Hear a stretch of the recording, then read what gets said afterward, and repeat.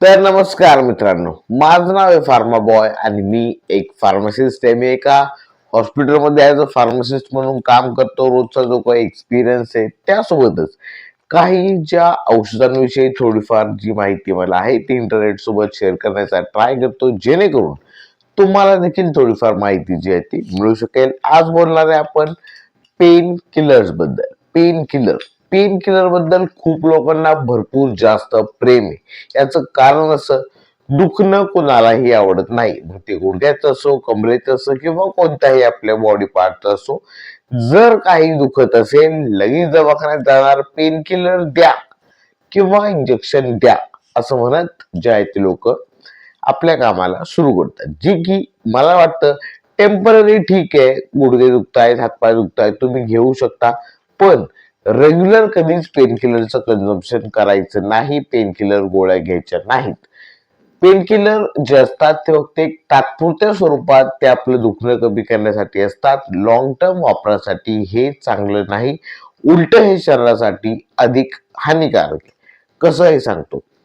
काही काही जी औषधं आहेत ती जर आपण कंटिन्युअसली आपण जर घेत चाललो, फक्त पेन किलर्स नाही बाकीची देखील औषधं, त्याने किडनी लिव्हरवर डॅमेज होतो. किडनी लिव्हर डॅमेज झाली तर डेफिनेटली खूप पुढे प्रॉब्लेम येतो.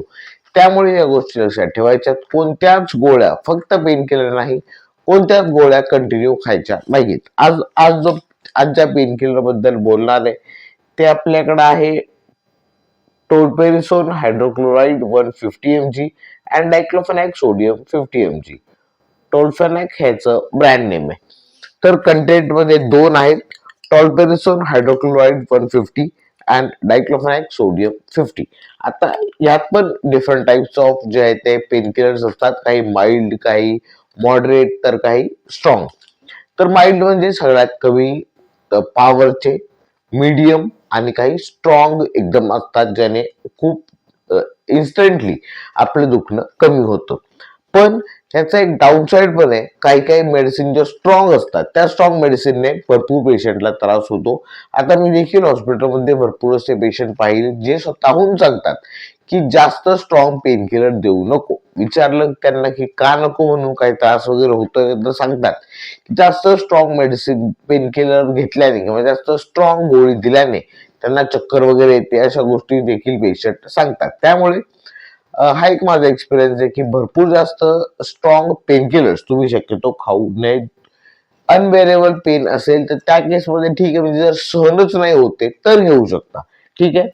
तर ही एक पेन किलर. आता यामध्ये काय मसल रिलॅक्संट असतात, त्यानंतर पेनचे स्टिम्युलेशन डोक्यापर्यंत जाऊ न देणारे देखील पेन किलर असतात, म्हणजे पेन सप्रेसंट असतात काही.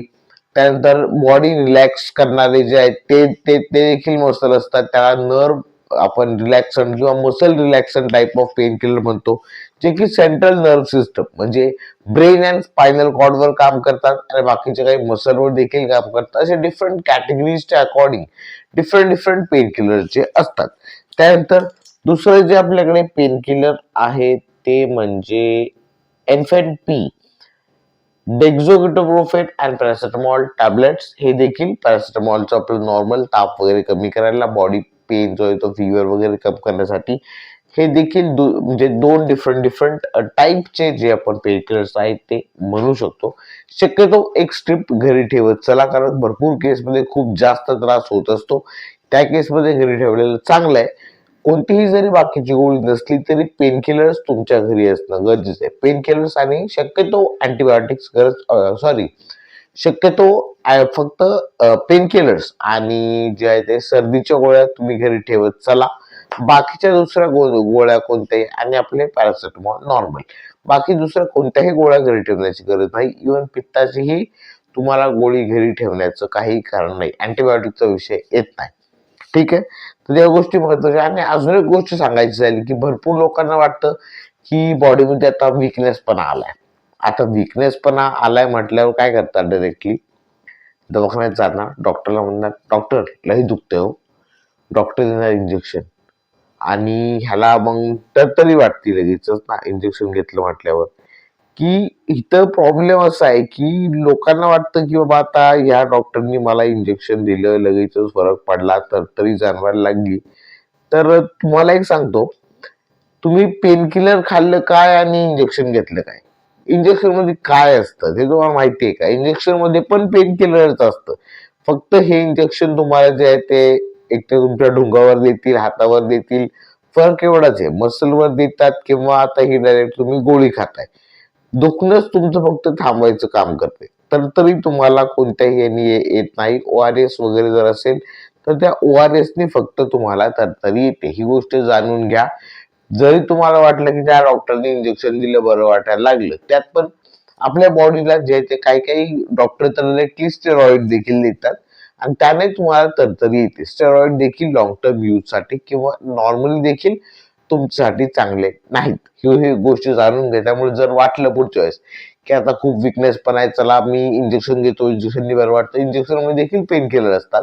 इंजेक्शन फक्त डायरेक्ट रक्तात जातं, इफेक्ट पटकन दिसतो. हे पेन किलर खातो, पोटात जातं, पोटातून मग आपल्या ऍब्झॉर्ब होतं, मग रक्तात जातं. त्यामुळे खूप स्लो प्रोसेसमुळे त्याला वेळ लागतो दुखणं राहायला. इंजेक्शननी पटकन दुखणं राहतं. फरक फक्त एवढाच आहे. दोन्ही जरी केलं तरी ते पेन किलर आहे, फक्त दुखणं कमी करतं. फोकस करण्याची काय गरज आहे की दुखतंय कशामुळं? आता मला एक सांगा, तुमचं जर हाड मोडलंय, तुमचं दुखतंय ऑलरेडी, खूप दुखतंय, हाड मोडलंय तुमचं, तुम्हाला काही तुमचं सूज वगैरे आली हाताला, तर तुम्ही फक्त पेन किलर खाणार का? पेन किलर तुम्ही खाणार, पण मेन दुखतंय कशामुळं? बाबा हाड मोडलंय.